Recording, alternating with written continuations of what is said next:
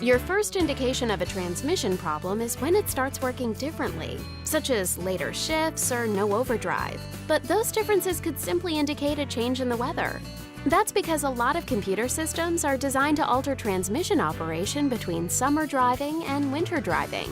That difference is usually there to protect the transmission and keep it working properly under all operating conditions. You should be able to find details of those differences in your car's owner's manual.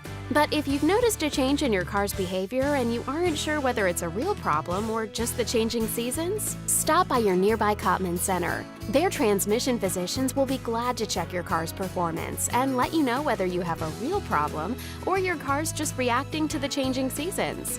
And if it is a real problem, they'll get it fixed and get you back on the road again fast. Until next time.